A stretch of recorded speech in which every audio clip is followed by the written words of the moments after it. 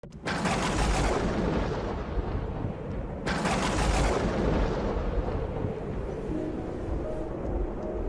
Seigneur soit avec vous. Et avec votre esprit. Évangile de Jésus-Christ selon saint Luc. Gloire à toi, Seigneur.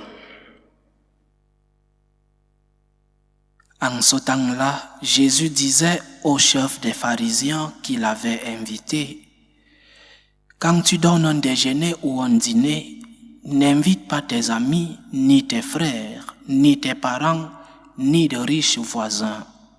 Sinon, eux aussi te rendraient l'invitation et ce serait pour toi un don en retour.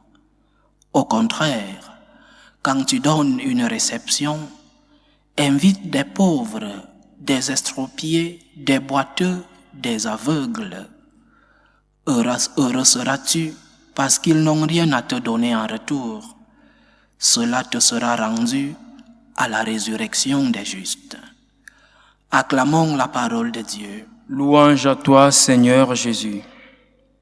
Une fois de plus, et je ne me lasserai pas de le dire, je ne me lasserai pas de le proclamer.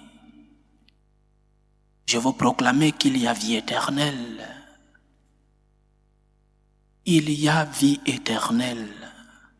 Et l'évangile d'aujourd'hui insiste sur cette réalité. Il y a vie éternelle. Mais non seulement qu'il y a vie éternelle, il y a un jugement. Un jugement qui n'a pas toujours une sentence de punition. Le Seigneur, dans cet évangile, ne parle pas de punition. Il parle de prime. Cela te sera rendu à la résurrection des justes. Le Seigneur nous parle d'une prime que nous recevrons. Le jugement, de même qu'un examen, n'a pas seulement comme résultat l'échec. Il peut aussi avoir comme résultat la réussite et même un tableau d'honneur. Il y a un jugement. Ne l'oublions pas, chers frères et sœurs. Ne vivons pas comme si cette réalité n'existait pas. Il y a un jugement. Et ce jugement nous ouvrira les portes de la vie éternelle. Ce que nous faisons ici sur la terre va conditionner l'éternité. Ce n'est pas un rêve. Ce n'est pas une invention. Ce n'est pas quelque chose créé pour faire peur. C'est une réalité. Le Seigneur nous en parle une et autre fois. Le Seigneur insiste. Il y a vie éternelle. La vie éternelle est le thème le plus important du message du Christ.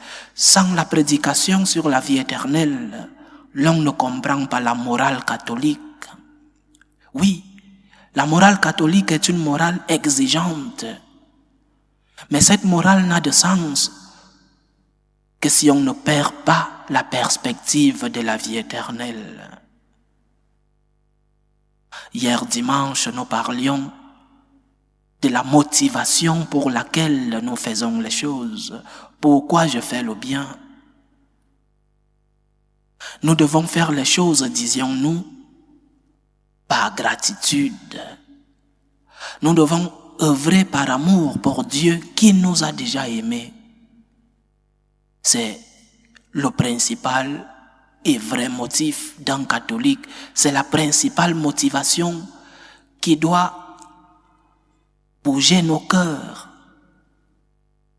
C'est cette motivation qui doit nous faire agir. Pourquoi je fais le bien? Par crainte de l'enfer. Pourquoi je fais le bien? Parce que je cherche un intérêt.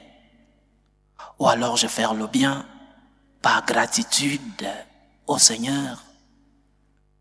Dieu m'a aimé et je veux aimer ce Dieu qui m'a aimé.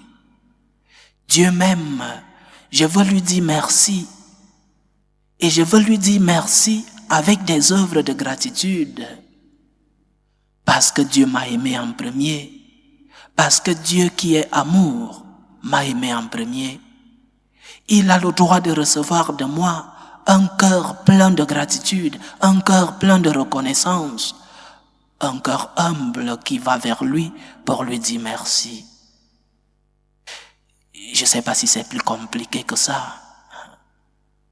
Notre relation avec le Seigneur doit être basée pas sur la crainte de l'enfer, non pas sur l'intérêt, mais sur la gratitude. Seigneur, j'ai déjà tant reçu de toi.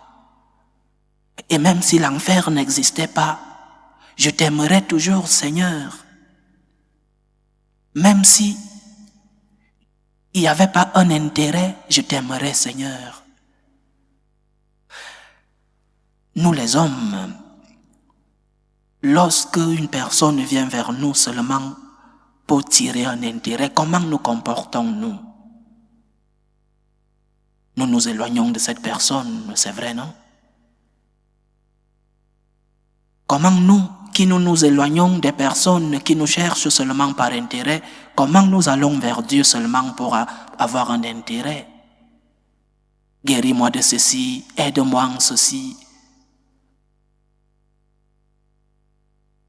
Nous devons baser notre relation avec Dieu sur la gratitude, chers frères et sœurs. La gratitude qui est cet amour en retour. Et cet amour qui est un droit de Dieu. Dieu a le droit que nous lui disions merci. Dieu a le droit que nous lui rendions l'amour que nous avons déjà reçu de lui. Cet amour que nous avons reçu de Dieu et qu'il a le droit de recevoir de nous s'appelle la gratitude. Un amour en retour. Il y a vie éternelle. Nous ne mourrons pas pour toujours. Les nôtres qui nous ont précédés n'ont pas disparu. Ils sont en vie. Nous serons soit avec Dieu, soit avec le diable. Et cela dépend de nous.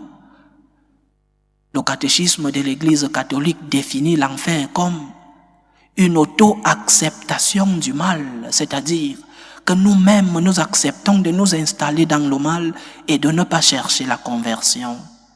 Alors, l'enfer ou le paradis dépendent, oui, de la grâce de Dieu, mais aussi de notre collaboration. Il y a vie éternelle, il y a un jugement. Après le jugement, il y aura deux chemins. Soit nous serons avec Dieu, soit nous serons avec le diable. Et pour préparer cette vie éternelle avec Dieu, nous devons vivre par gratitude. Vivons par gratitude. Aimons pour l'amour. Aimons pour l'amour à l'amour qui est Dieu. Répondons à l'amour que nous avons reçu de Dieu. Cette réponse est la gratitude. Seigneur, merci pour tout ce que j'ai déjà reçu de toi. Merci pour ce que j'ai reçu même si je ne l'ai plus. Merci pour cet enfant, ce fils que tu m'as donné même s'il est décédé. Merci pour la santé même si je ne l'ai plus maintenant. Merci pour ces personnes que j'ai connues même si ces personnes ne sont plus autour de moi. Un cœur plein de gratitude ne vit pas éternellement en train de se plaindre. Un cœur plein de gratitude remercie le Seigneur, même si après il faut demander. Que le Seigneur remplisse nos cœurs de reconnaissance, que le Seigneur remplisse nos cœurs de gratitude. Loué soit Jésus-Christ. À jamais.